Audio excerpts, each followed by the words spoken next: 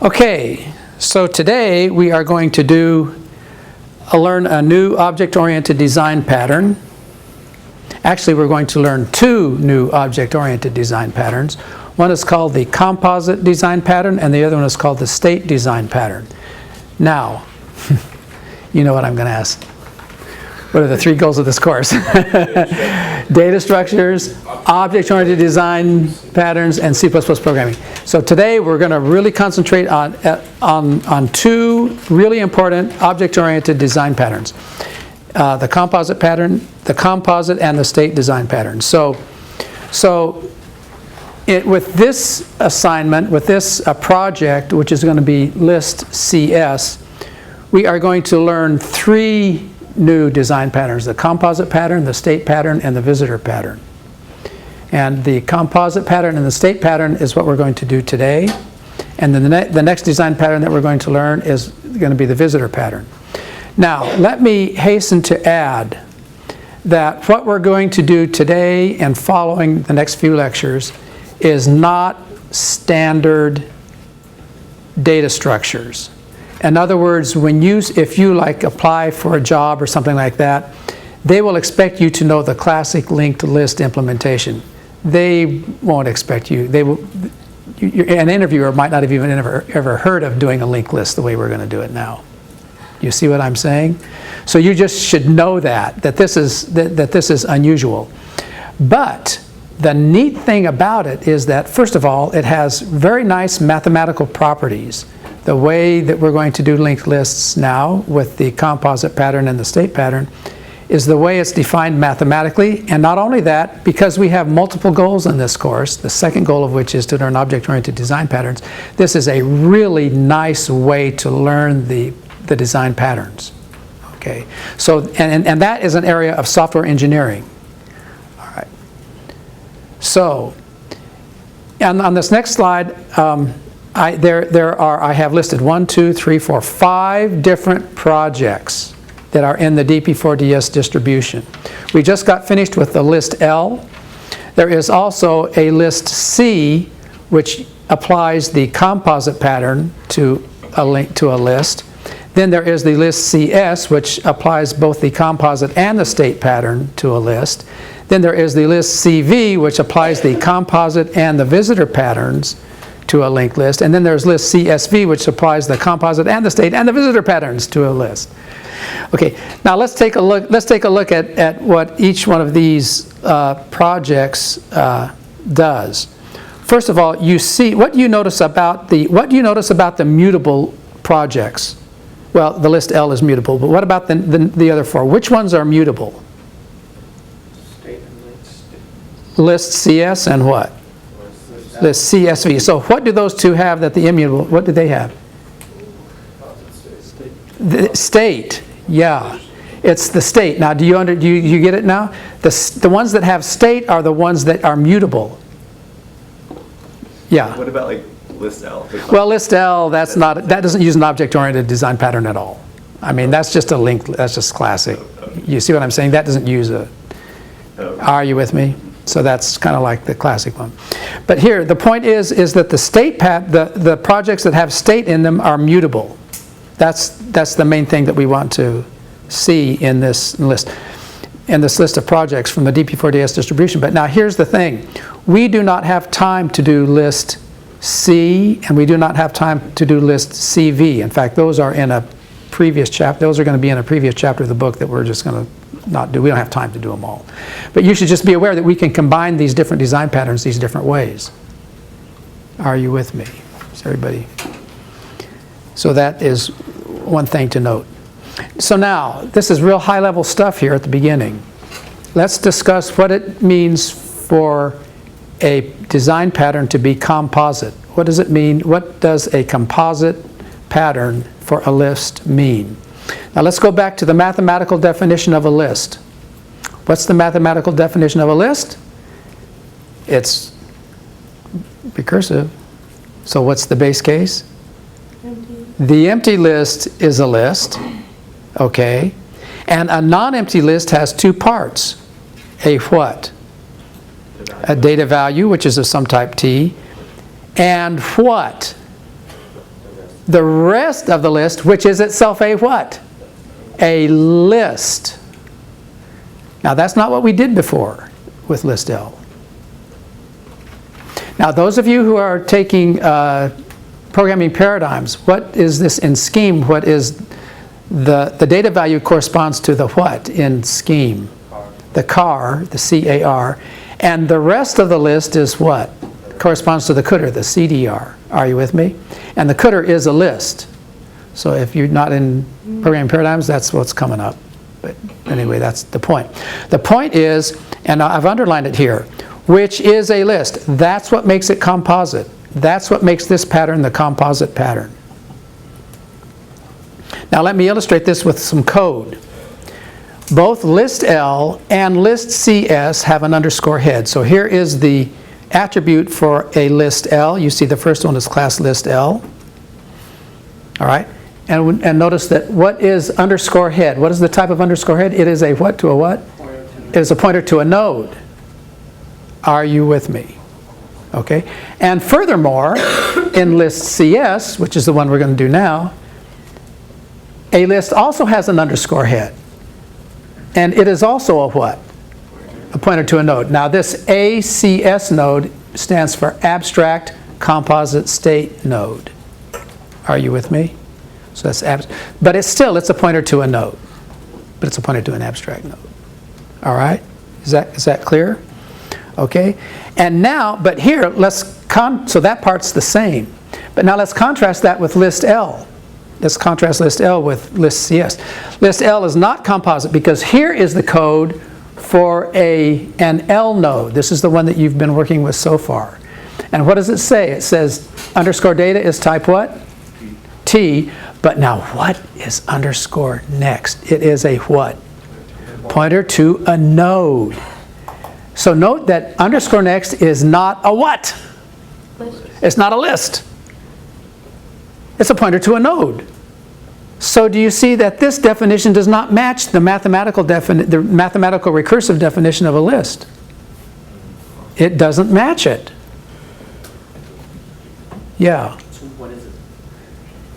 It's a pointer to underscore next is a pointer to a node. Well, So therefore L node is not does not use the composite pattern. oh, That's the contract. It's still a list, but it doesn't use the composite pattern. Yeah. Is everybody clear on that? Now, you guys, let's take a look at what we're going to be doing now.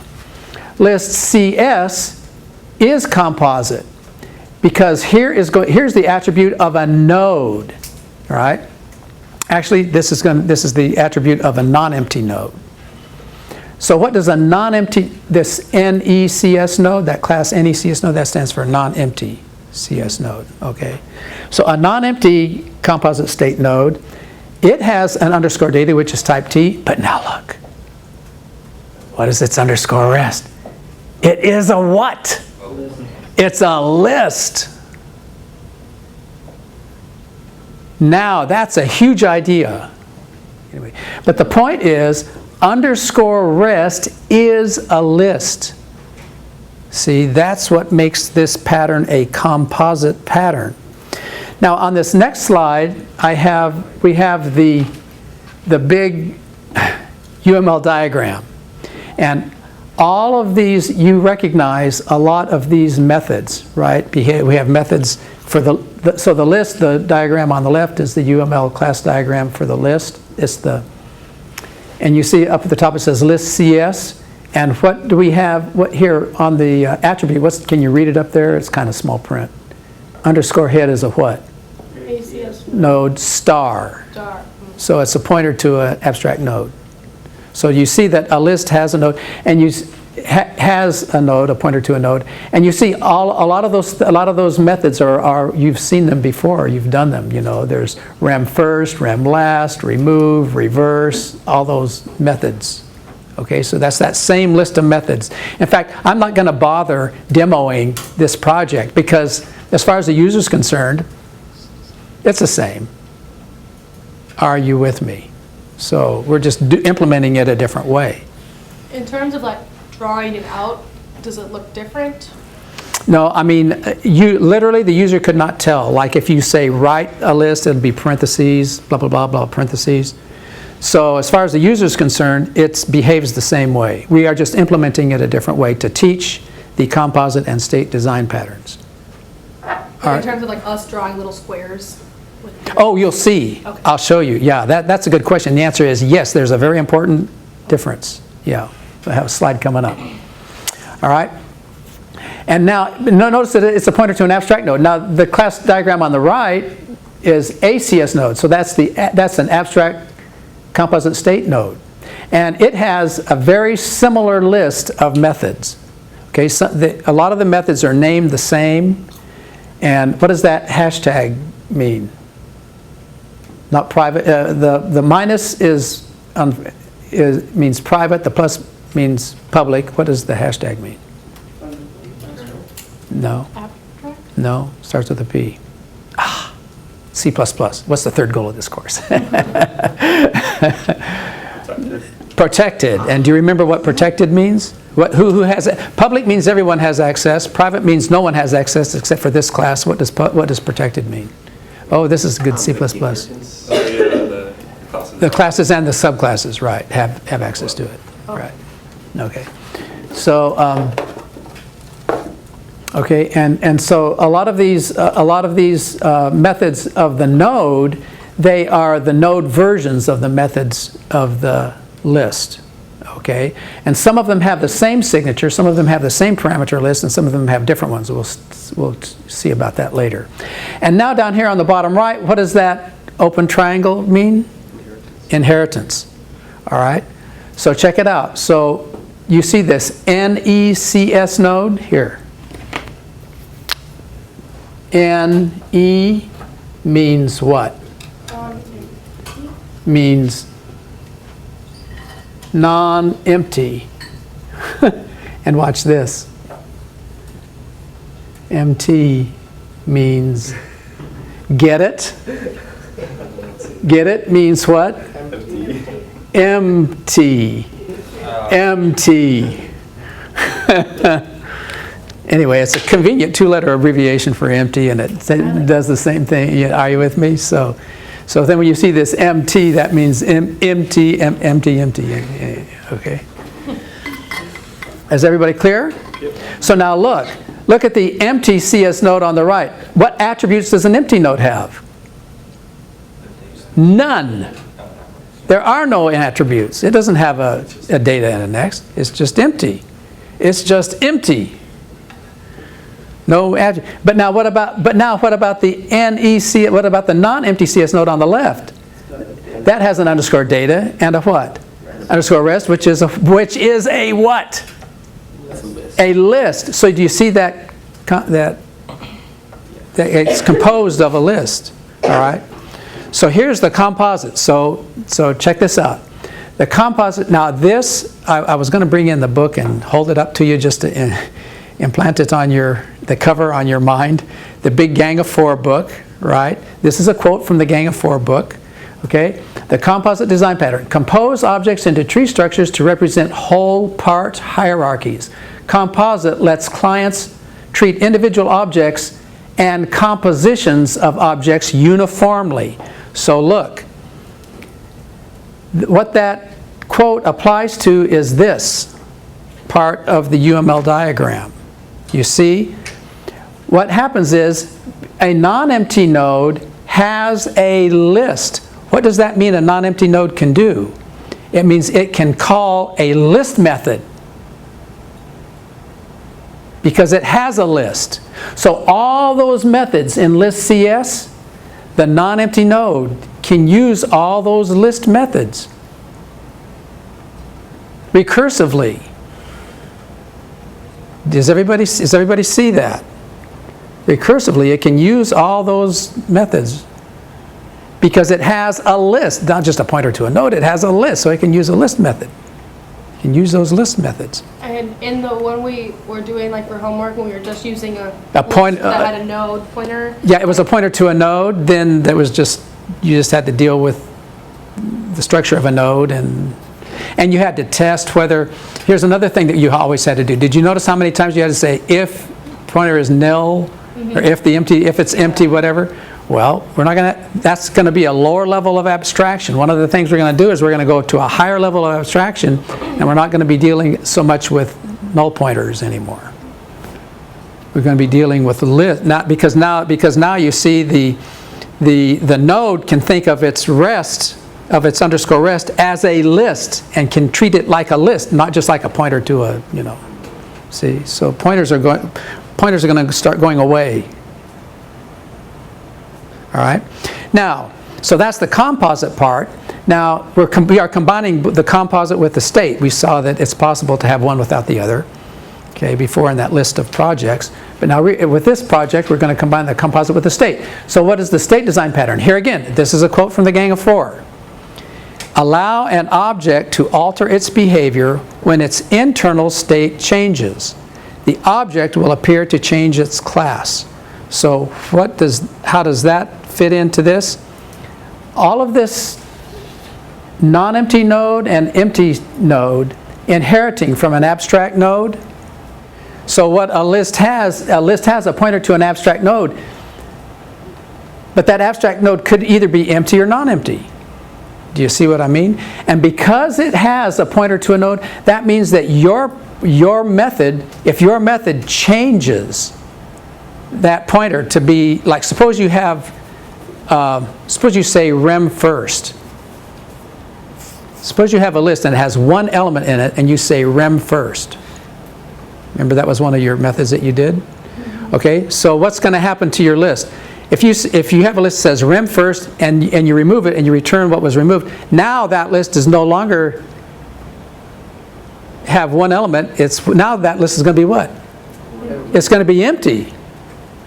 So how are you going to change that to be an empty one? Well, what's going to happen is that pointer to an abstract node, that abstract node, it will change its state from being a non-empty to an empty node. See, it has a node whose state can change. See, if you had, by the way, you guys, this is not the way that in Scheme, for those of you who are in programming paradigms, in Scheme, there is no, when we did pure functional programming, there is no concept of state. The way you would do this, the way you would do an immutable list, is there would be an abstract list, and there would be an abstract list, and what would it be? What would be the two? It could either be a what? An empty list or a non-empty list. But there'd be no node. Think about that. We won't do it, but anyway, that's the way it'd be done. All right, yeah, question? So when you say these lists have like they can change their state? Yeah, the way they change their state is like the node can change, the abstract node can change from a non-empty to an empty or from an empty to a non-empty. So is that like what the underscore rest would be doing? Well, underscore rest, or would it be one of we will see in detail how that happens, okay, with some sample function, with some example functions, okay, methods. But does everybody see that the fact that it has a node with state, you know, which can be either an empty node or a non-empty node, that means that, and that if that pointer can change, that can change dynamically. You see, that can change during runtime. You can change the node from being to which the head points, from being, you know, a non-empty, you can make it empty, and then that changes its state. So this is the part that gives it state. These are all very high-level questions, and we'll have to dive into the details here in a minute. Now, in figure 6.27, and this answers your question about what does the inside of it look like. Now, there is a very subtle but important thing here, feature to part A of this figure. This is a detailed rendering of a list and a node. So look, you guys, like we had before, my list is the outer box on the left, and my list dot underscore head is a pointer. Are you with me? And it is a pointer to a node. Okay? Now let's suppose that it points to a non-empty node. So you see in the bottom there, star my list dot underscore head, that outer box is the entire node. Okay? Because that's what my list dot underscore head points to So star mylist dot underscore head is that whole node. Is everybody clear on that? Okay. And now look, the data part is mylist dot underscore head arrow data. That looks like what we had before. Are you with me? But now look at underscore rest. What does this picture look? What does this box right here with this little box inside of it look just like? It looks just like a list. Do you see that? Does everybody see that? Look, let's do it again. Look, this box right here with the pointer inside of it looks just like this box, which is the list. Do you see? Now we didn't have that. We didn't have that before. Before, what we had before with list L? What was this box over here? It was just a single what? Pointer to a node. So now now it's a whole list. Does everybody see how that worked? And this is for the composite or the state? Both. Yeah, we are. Oh, that's a good question. Now what we're doing is we are combining the composite pattern and the state pattern into this one. That's why it's called CS. The fact that that's a list makes it composite, and the fact that that we're dealing with nodes makes it state, because we can change the type of node it is. Does everybody see the difference? Now now here in part B, we're going to draw it the same way we drew it for list L, but underneath the hood, I mean, it's more complicated. You see, because underscore next is a what?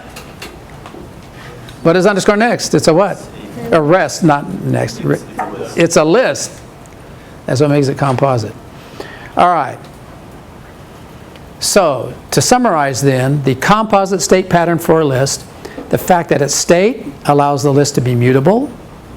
It requires a node which can change its dynamic type. So that's polymorphism. All right. We're going to use polymorphism a lot. We're going to get rid of a lot of if statements, and we're going to use polymorphic dispatch. Okay. So a list has a head, which is a pointer to an abstract node.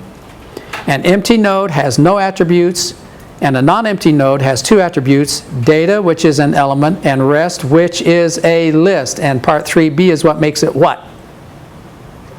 Composite. So now, what we're going to do now is we're going to take a look at some code for the composite state pattern. And it follows a very typical pattern. There's two groups of methods for the composite state pattern for the list. Remember when we looked at that UML diagram, the one on the left that was the one for the list. So those are the methods for the list. And then on the right we had the methods for a node. Okay? And here, if we go back to that, let's go back to the figure here. Do you remember these methods here in the ACS node? What does the font look like? What's the font style there? Slanted. Do you remember what that means in UML? Abstract? That means abstract. So in C++, that corresponds to what? Two words. P. Pure virtual. Pure virtual.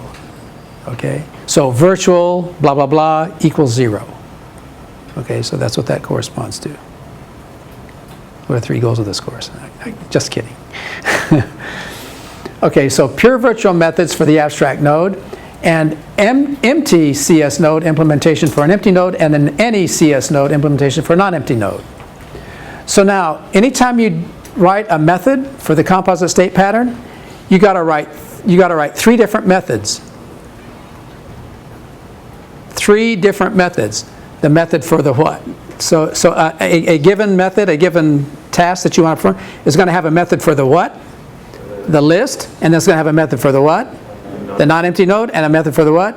The empty node. So those 3. So now, okay, you see what we're saying? It's 3. So now instead of just doing 1, you got to do 3. But there's not going to be any ifs, or very few actually.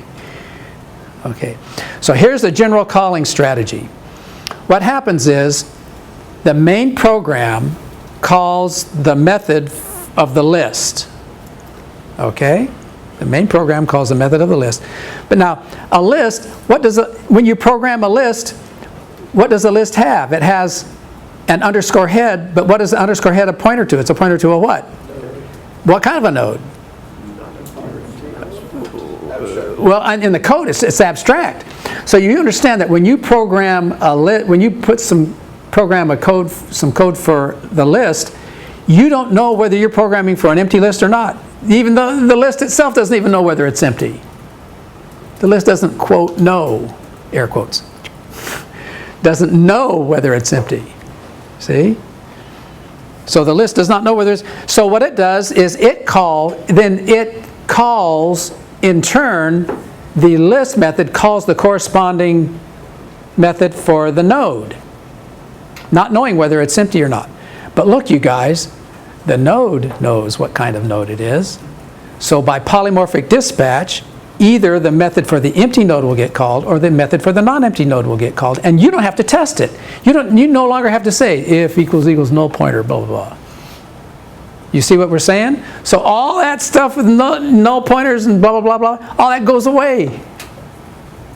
It will call itself polymorphically. It will know, the node will know what kind of node it is. See? Dynamically. During runtime. Not during compile time, but during runtime. All right. So enough of this high-level stuff. Let's get down to some details. First, we'll take a look at methods for output and characterization. Now, here is a really important concept that we are going to have to get into our DNA.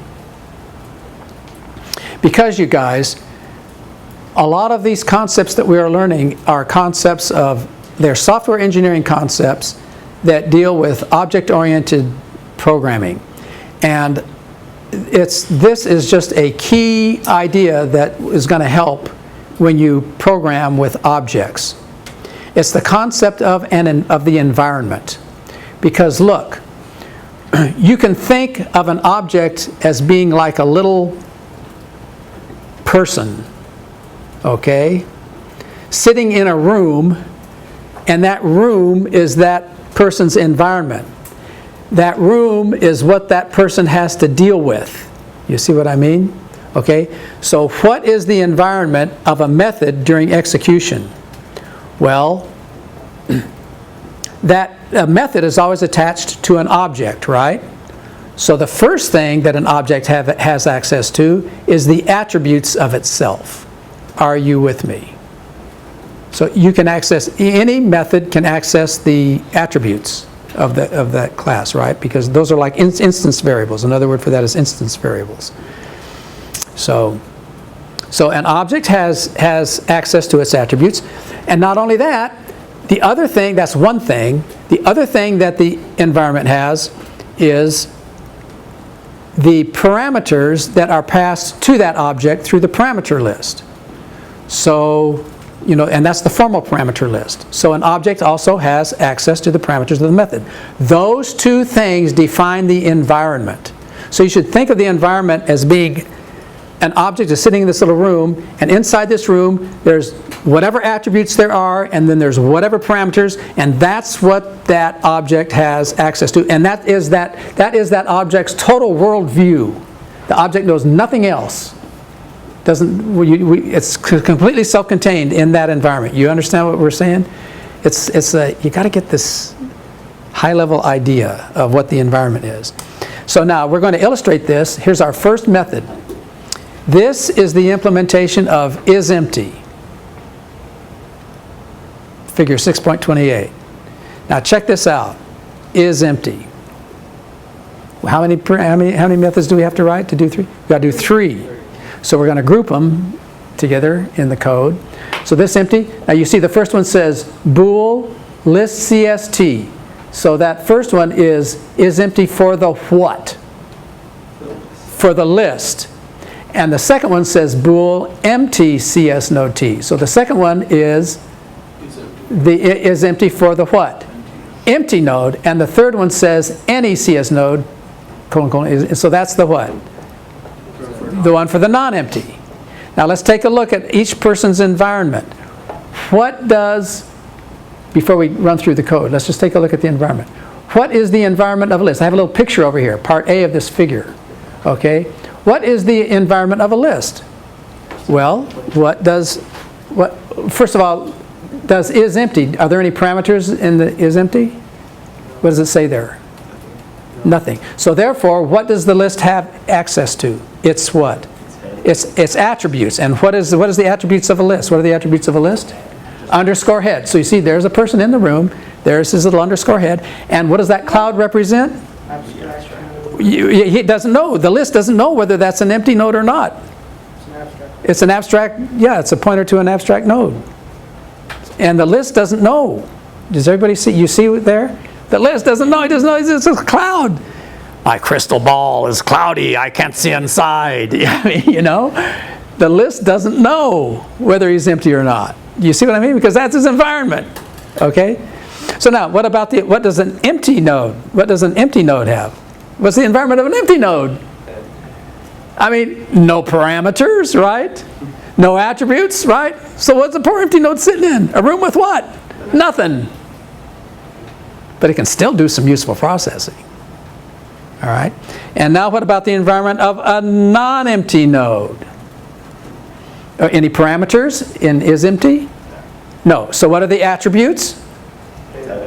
An underscore data and underscore rest. So you see that a non-empty node, what does a non-empty node see? He sees the for, you know, if that's that's the value in the data part, and a pointer to a what? Abstract list. Abstract. No. Well, no. Well, that's a good question. No, it is a what? It's a list. It's a list. It is a pointer to yes, it is a list that has a pointer to an abstract node. And then Yeah. the node is the entire thing that contains a data and another list. Yes. Yes. So this schematically is the best I could do to show that, you know, that this non-empty node has an underscore data and an underscore rest, and that underscore rest has a pointer to an abstract node.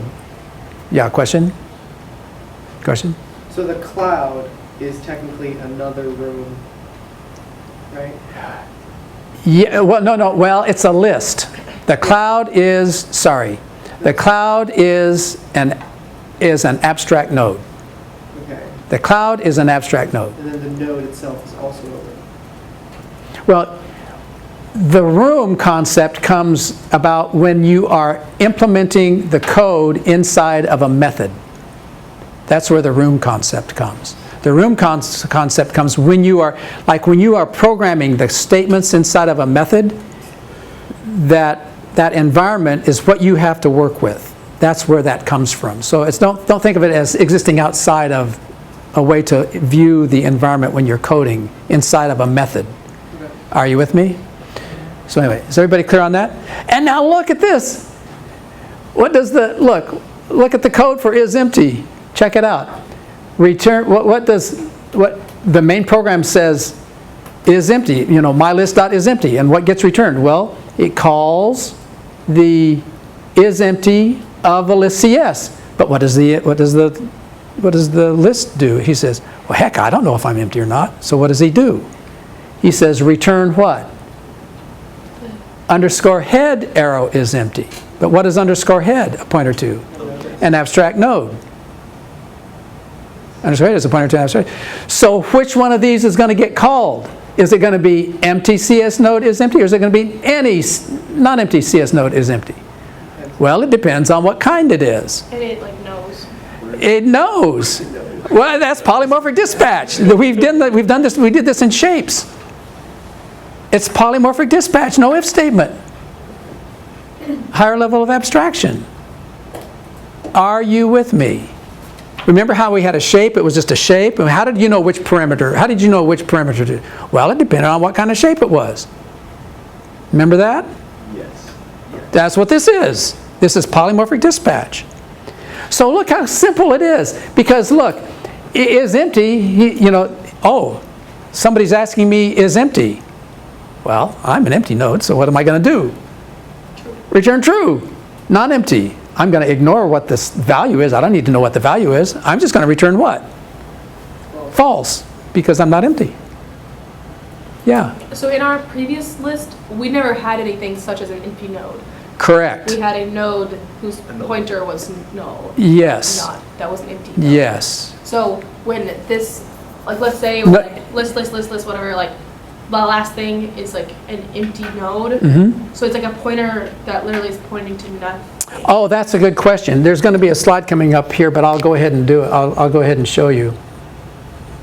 See, this is a picture of the empty list in list CS. The list in list L, it was this.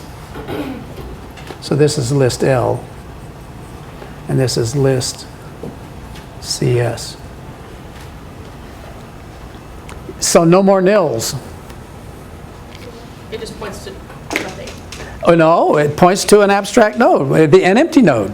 But just something that has no attributes. Right, right, but it's something that has no attributes. But the fact that this fact is why this can work. Okay, yeah. You see? And you see there's no null pointer. We don't have to check, is null pointer, no more pointers. Is that slick? No if, yeah. So is this a way to cut back on comparisons to improve? Well, ultimately, all the comparisons, it's a way to cut back on comparisons in our code, but the comparisons happen, the compiler creates the comparisons. The compiler, because those comparisons still have to be there. And this is not a way to increase the efficiency. In fact, abstraction, as a general rule, decreases the performance. So what's its advantage? So its advantage is our code. You see our code here? Much simpler, much nicer. And conceptually, it's nicer. And here, actually that's a good question. And let me say here why, another thing about the philosophy of this course and having the second goal of the course be to teach object-oriented programming. These techniques that we are learning, we are applying them to data structures which are very small applications. Where they really get their power is in very, very large applications where you're dealing with a graphical user interface. Okay? But the thing of it is that to postpone learning it until then it's difficult to learn. It's difficult to learn the concepts because the applications are so huge. Do you see what I mean? And so this makes an ideal learning, it makes an ideal way to learn because we can have complete examples of the complete design pattern all wrapped up into one small app, one small data structure. Do you see what I mean? I know these data structures might seem like big ones, but they're small compared to an app, an app with a graphical user interface. You see what I'm saying? So the goal here, and that's what makes this course a little bit unique, the goal here is to teach you techniques that are more appropriate for programming in the large, but we are applying them to programming in the small because it makes it very clear what the programming pattern, what the object-oriented design pattern is. You see, so that's why I emphasize the second goal of this course is object-oriented design. But it really does, you'll never find, you won't find a library that does it this way. This is so that we can learn the composite and state pattern. Okay, so now check this out. Here is method rest, okay, that returns the rest of the list. So look,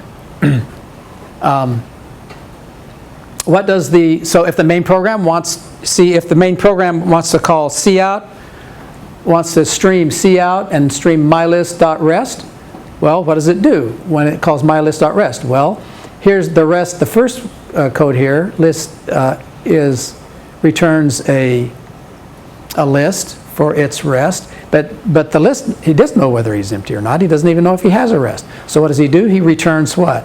Underscore head arrow rest. So you see he calls the node version of rest. Are you with me? But now what happens? Which node version is going to be called? The empty node version or the non-empty node version? Well, polymorphic dispatch, right? So what happens is, what does the empty node version do? Well, the empty node says, oh wait, that's a precondition violation. How can you return rest of an empty list when an empty list doesn't have rest? So that's where the precondition is implemented, in the empty node part. And then in the non-empty node part, what's the environment of a non-empty node? A data and a what? Underscore rest. It usually returns underscore rest. Slick? Okay. Now this next one shows the helper method strategy. So a helper method can minimize or eliminate if statements in your code by providing an extra level of polymorphic dispatch. And in the DP4DS distribution, helper methods are specified with preconditions and postconditions. And helper methods are private. They're for internal use only. So the user doesn't have any concept of what the helper methods are. And we're going to illustrate this by doing a little code walkthrough of max. All right? So the first documentation of max is the list version. Okay, so the precondition is this list is not empty. The postcondition is the maximum element of this list is returned. Okay, and now for our internal use, we're going to have a, oh, and by the way, it returns the type T, right? And so here, what we're going to have is a max helper. Now, what does this max helper have? This max helper also returns a type T, but what does it have in addition? What about the parameter list of the list max? What about its parameter list? What is it? Empty. It doesn't have any parameters. But the max helper does. And what does the max helper have? It has a value of type what? Type T. And what is the postcondition for that? The maximum element of this list, the maximum element of this list, and val is returned. Okay? So watch this. This code is amazing. So first, the max for a list. Now, so what does the program give the max for a list? It gives it doesn't give it anything. Because it says, what's the max? You expect, I want the max, you know. So it doesn't have to give it anything. But the list doesn't know what doesn't even know if he's empty or not. So what does he usually, I better ask my head node. Just delegate it to the head node. So what does he do? He returns head arrow max, right? Now, which of these methods is going to get called? Is it going to be the empty node or the non-empty node? Well, it depends on polymorphic dispatch. All right, so no if statement required. But now, if the empty node got called, what do we know? The empty node what? It's empty. It has no max, and so he says, oh, there's our that's where we're going to implement our precondition. Okay, because empty. See, max precondition violated. Empty has no max. Now watch this. Otherwise, what are we going to call? Now check this out. This is tricky. The non-empty node is going to return what? Rest.maxHelper, and it's going to give it what? Underscore. Now, why does it have access to its underscore data? Because that is in its what? Environment. That's its attribute. Do you see what we're saying? But now wait, what else does it have? Not only does it have an underscore data, what else does it have? An underscore. So look what it's calling. Underscore rest dot max helper. Are you with me? Underscore rest dot max helper. So now we got 3 ones for the max helper. Now check this out. So here's the max helper. Now what did the max helper get? It got a parameter, and but now it's underscore rest. Okay. So now he says, well, I don't know what he says. I don't know if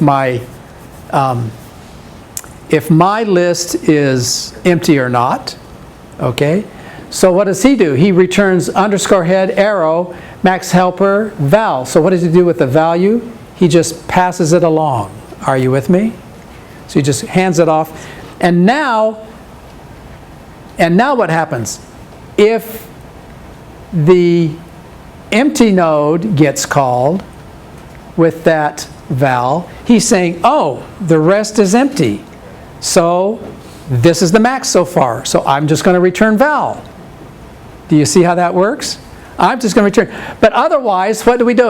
Otherwise, what have we been given here with the non-empty node of the helper?